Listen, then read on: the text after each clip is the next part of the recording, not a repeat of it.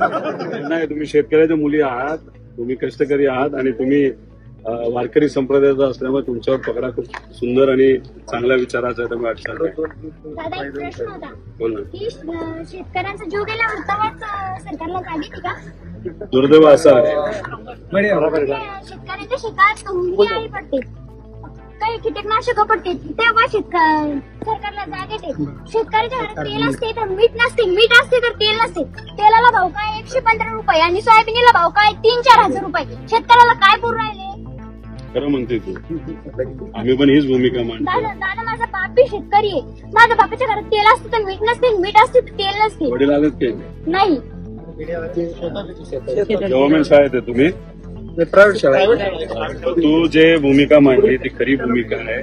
तुला हे माहितीये का, भारतात सगळ्यात जास्त सोयाबीन केलं जातं, कापूस केला जातो आणि एवढ्या मोठ्या प्रमाणात कापूस करून ज्याच्यात तुमच्या 4 पैसे घरात यायला लागतात, कापसाला जेव्हा 10,000 भाव मिळतो तेव्हा हे सरकार काय करतं, नाही तर कुठलंही सरकार इम्पोर्ट करायला लागतं, त्याचे भाव परत खाली पडतात आणि त्यात आपला शेतकरी चोकतो.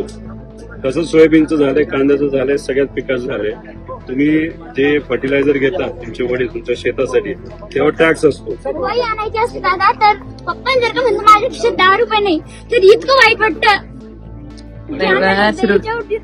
नको करू, आम्ही तीच भूमिका घेतोय. तुला एक माहिती का, मी विरोधी पक्षातला आमदार आहे, पण मी जर आज निर्णय घेतला असता, नाही तर काल निर्णय घेतला असता, तर मी आज मंत्री सुद्धा झालो असतो, नाही तर पदाधिकारी झालो असतो.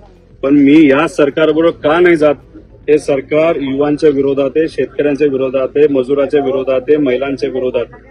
मजुरी जर का करायला गेलं तर लोक त्यांच्या वावरात तर खूपच राबून घेते, पण रोज बी 200-250 रुपये फक्त हातावर टेकवतात मजुराची. आणि दुसरं तुला काय माहितीये का, सरकारला असं मत आहे की लाडक्या बहिणींना महिन्याला 1500 रुपये दिले, आम्ही त्यांच्या उपकार केले, बाकी काही मदत नाही केली तरी चालतं, असं सरकारचं मत आहे. 1500 रुपयात काय होणार आहे का महिन्याला? 1500 रुपये नाही दिले चालते दादा, पण आमच्या मालांना भाव द्या. पण तू आता कितवीत आहेस? 8वी.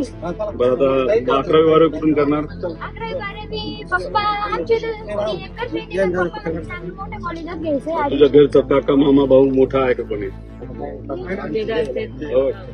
हिचं तू 8वी ना, 11वी जेव्हा जायचं असेल तर बारामतीला शारदा नगर म्हणून शाळा आहे. ही ज्या पद्धतीने बोलते ना, आक्रमक भूमिका घेते, तर उद्या जाऊन ही नक्कीच मोठी, सगळेच बनतील, ही मोठी अधिकारी बनेल.